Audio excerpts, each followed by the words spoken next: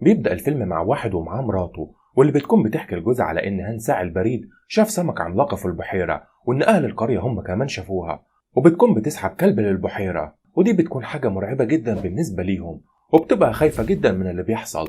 لكن جوزها بيستهزأ بيها وبيكون شايف إن كل دي خرافات مش أكتر، وبعدها بيجمع أدوات الصيد بتاعته علشان يروح يصطاد بيها ضفادع مع أهل القرية. وفي الوقت ده بيكون في مطر شديد جدا، واثناء ما هما بيصطادوا واحد منهم بيلاقي بيضة كبيرة جدا، وبينادى على اللي معاه علشان يشوفوها، ومش بيكونوا قادرين يحددوا نوع البيضة ايه.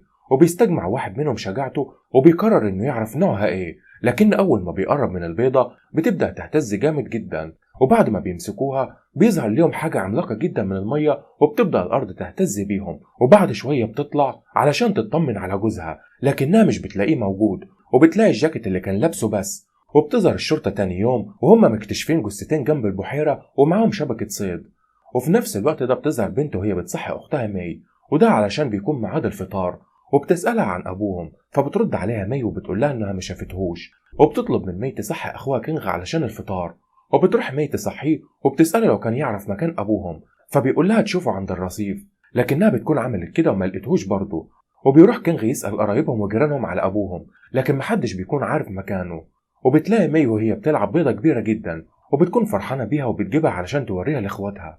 وبعدها بيظهر اتنين من الباحثين وهم بيتناقشوا عن السبب الأساسي في التغير المفاجئ للطقس وعن الأعاصير اللي بدأت تحصل. ومي بتكون شايلة البيضة وعايزة تخليها معاها لحد ما تفقس وتعرف هي إيه جواها، وكينغ بيكون موافق، لكن أختهم الكبيرة بترفض، وبتكون شايفة إن حجم البيضة كبير جدا وهيسبب لهم مشاكل خصوصا بعد ما تفقس. وبتجبر مي ترجعها مكانها من تاني، وبتسأل كينغ لو كان عرف مكان أبوهم، لكنه بيكون لسه موصلش الحاجة. وبتتأخر مي على إخواتها، وده بعد ما راحت ترجع البيضة مكانها، فبيقلقوا عليها جدا وبينزلوا علشان يدوروا عليها، ومش بيلاقوا لها أي أثر، لكنهم بيلاقوا اللعبة بتاعتها على سطح البحر. فبتنهار أختها وبتفضل تصرخ، وبينزل كينغ المية علشان يدور عليها، لكن بيظهر وحش عملاق أول ما بينزل، وبتطلب منه أخته يطلع بسرعة، لكنه ما بيلحقش، والوحش بيهجم عليه في نفس اللحظة. وبيعافر كينغ لحد ما بيقدر يخرج من البحيرة، وأول ما بيخرج الوحش بيخرج وراه، وبتحصل حالة كبيرة جدا من الفوضى في القرية، وبيجري الوحش وراهم كلهم، وأهل القرية بيكونوا خايفين جدا، وكل واحد بيحاول يحمي أهله، والوحش بيموت كل أهل القرية ومحدش بيقدر يفلت منه غير كينغ وأخته.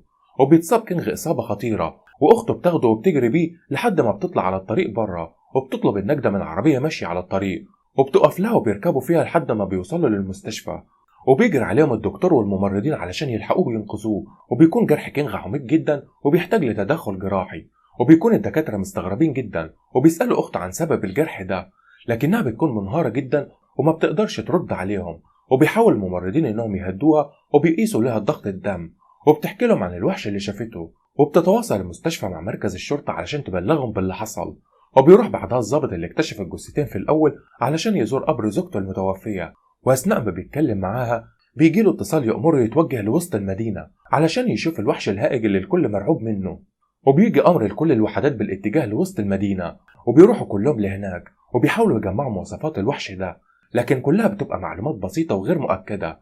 وبيحاولوا إنهم يتصلوا بالطب الشرعي لأن العاصفة دمرت البرج المسؤول عن الاتصالات في وسط المدينة. وبيظهر الوحش ده في مكان تاني وهو بيموت عدد كبير جدا من الناس، وبيدمر العربيات وبيهدم المباني. وبتتجمع الشرطة وبيكونوا فريقين وبيقسموا نفسهم علشان يدوروا على الوحش ويعرفوا هو ايه.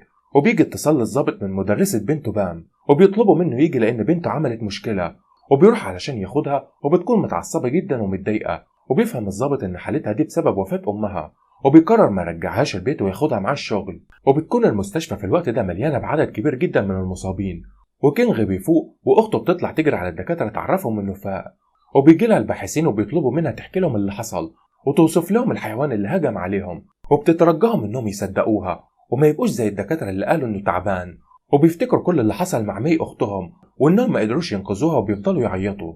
ولما كينغ بيفوق ما بيكونش قادر يتكلم من الصدمة، لكن الغريبة إنه بيقدر يشوف بعين الوحش ده، وبيشوف مي أخته وهي بتهرب من الوحش وبتستخبى بعيد. وبيجيب بعدها ورقة وبيكتب لأخته إنه عارف مكان الوحش ده، فأخدته أخته بسرعة وراحت بيه للشرطة. وبتفضل الشرطة ماشية ورا كينغ لحد ما بيوصلوا لمكان الوحش، وبيحاصروه من كل حتة وبيرموا عليه قنابل وبيضربوا فيه بالسكاكين، لكن كل ما بيضربوا الوحش كان كينغ بيتألم وبيصرخ من كتر الوجع. فلين فهمت إن كينغ والوحش بقوا مرتبطين ببعض، وحاولت تبعد الشرطة عن الوحش بأقصى سرعة. وعرفتهم إن كل ما بيأذوا الوحش أخوها كمان بيتأذي وممكن يموت. لكن الأهالي والشرطة ما بيكونش فارق معاهم غير إنهم يموتوا الوحش ده. وفي الوقت ده بيكون المحقق وصل البحيرة مع باقي الشرطة، وهناك بيشوف مي واللي بتكون لسه عايشة وبيكون معاها البيضة الكبيرة. وكل ما المحقق كان بيحاول يكلمها ويعرف معلومات عنها ما كانتش بترد عليه وبتفضل تبص له. وبياخدها المحقق وبيركبها العربية مع بنته بام، وبتكون البيضة معاهم. لكن أول ما بيتحركوا والبيضة بتفضل تتهز جامد وكأنها بتنادى على حد. وفعلا بيظهر حيوان كبير جدا أضخم من اللي مسكته الشرطة، وبيموت 2 من الأهالي الموجودين. ولما بينزل المحقق من العربية علشان يطمن عليهم ما بيلاقيهمش وبيلاقي آثار دمهم بس. وفجأة بيظهر الكائن ده وراه، فبيروح بسرعة يستخبى مع واحد لسه عايش، وبيكلم بنته عن طريق اللاسلكي وبيطلب منها تفضل في العربية وما تتحركش منها نهائي. لكن الوحش بيكون رايح لهم علشان البيضة اللي معاهم. ولما بام بتشوفه بتفضل تصرخ، ومي بتسكتها علشان ما يسمعهمش. ولما بتحاول بام تهرب من العربية بتلاقي الوحش بيكسر الإزاز وعاوز ياكلها. وقتها ظهر أبوهم وحاول ينقذهم، وبيجيب الشخص اللي معاه أنابيب أكسجين وبيفجرها فيه. لكن الوحش ما بيأذيهمش وبيروح ياخد البيضة وبعدها بيمشي. وبتفتكر بام وقتها إن الوحش مشي خلاص، وبتنزل من العربية علشان تتأكد، لكنه بيكون واقف على العربية. وأول ما بيشوفها بيهجم عليها وبيعورها جامد. ولما بيشوفها أبوها بيخاف عليها وبيبعدها عنه وبيقدم نفسه للوحش بدل بنته. ومي بتكون عندها ثبات انفعالي كبير جدا وهي مراقبة كل اللي بيحصل ده. وفي الآخر الوحش بيسيبهم وبيمشي ومش بيأذي حد فيهم. والمحقق بياخد بام ومي في عربية الإسعاف وبيكلم رئيس الشرطة عن طريق اللاسلكي وبيحذره إن في وحش تاني ظهر وبيكون في طريقه ليهم دلوقتي. وبيطلب رئيس الشرطة من أهل المدينة إنهم يروحوا المعبد لأنه أأمن مكان ليهم دلوقتي. وبياخد المحقق بام بنته علشان يوديها للمستشفى، وبتكون بتتألم جامد وبيطلب منها تستحمل وإنهم قربوا يوصلوا خلاص. لكن جروحها بتكون خطيرة جدا ومش بتقدر إنها تستحمل وبعدها بتموت. فبيحزن عليها جدا وبيلوم نفسه إنه جابها معاه الشغل وما روحهاش البيت، وبيكون شايف إن هو السبب في اللي حصل ليها. ولما بينزل من عربية الإسعاف بيشوف الناس وهي بتجري بسرعة وبيحموا نفسهم من الوحش اللي جاي عليهم. لكن كان غير كان بيدور على ابنه واللي الشرطة بتكون مسكته، وده لأنه بيكون حاسس بيه. فبيروح كينغ يركب العربية اللي فيها الوحش الصغير وبيبعد بيها علشان الوحش الكبير يمشي وراه، وبيعمل كده علشان ينقذ أخته وكل أهالي المدينة. وتاني يوم الشرطة طلعت واتكلمت مع الصحافة وأنكرت كل اللي حصل لأنهم مش عاوزين حد يعرف بوجود الكائنات دي. وما بيقدرش المحقق إنه يكمل في شغله وبعدها بيستقيل. وفضل 5 سنين بيراقب مي والقرية، وده علشان يفهم إيه اللي بيحصل بالظبط. وفي يوم بيشوفهم بيعملوا طقوس غريبة جدا، وبيشوف مي وهي بتقدم أغنام للكائنات دي وبتتعامل معاهم عادي جدا من غير ما هي تخاف منهم. وراح لها المحقق وعرفها إنه فهم كل حاجة وإن عينيها دلوقتي بقت شبههم، وبيطلب منها تنادى عن الكائنات دي. وأول ما بيظهروا بيحاول المحقق إنه يموته ويخلص منه، لكن مي بتجري بسرعة تدافع عنه. والأم بتطلع من البحيرة.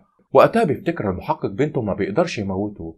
وتاني يوم المحقق بيروح لمي وبيطلب منها تفهمه على كل حاجة. وبعدها مي بتاخد المحقق لكهف وبتطلب منه إنه يدخل وهو هيفهم كل حاجة جوه.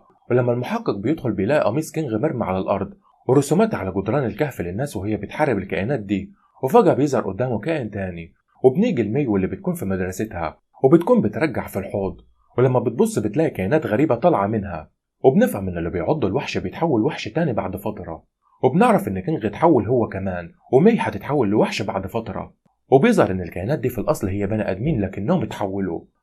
ولحد هنا بيخلص الفيلم، فما تنسوش تعملوا لايك للفيديو واشتراك في القناة، وده علشان يوصل لكم أقوى ملخصات الأفلام.